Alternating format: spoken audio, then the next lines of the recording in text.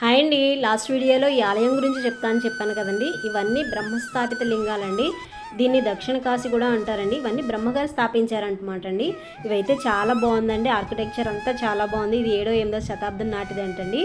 చాగంటి కోటేశ్వరరావు గారు చెప్పారు కదండి. ఒక బ్రహ్మసూత్రం శివలింగం చూడడం అంటే మన పుణ్యం మొత్తం అంతా పండితేనే మనం దాని దగ్గరికి వెళ్తాం, శివలింగం దగ్గరికి వెళ్తాము. బ్రహ్మసూత్ర శివలింగాన్ని దర్శించడానికి వీలవుతుంది అని అంటారు కదండి.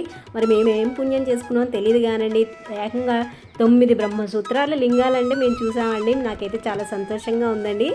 ఇక్కడ నంది వినాయకుడిని చూసినట్టు ఉంటుందండి. వీళ్ళందరూనేమో సప్తమాతృకలు అనమాట. ఇదిగోండి చూసారు కదండి, ఒకటి రాగి కలర్ లాగా ఉంది. ఈవిడేమో మాకు ఇక్కడ విశేషాలన్నీ బాగా చెప్పారనమాట అండి. ఇక్కడ అన్నదానం కూడా 1 గంట నుంచి స్టార్ట్ అవుతుందండి. మొత్తం టెంపుల్ వెనకాల మొత్తం ఒక మసీదు కూడా ఉందండి. ఇవ్వండి ఆలయాల వెనకాల అన్నమాట. కంచి కామాక్షి అమ్మవారి టెంపుల్ కూడా ఉందండి దీనికి ఆనుకుని.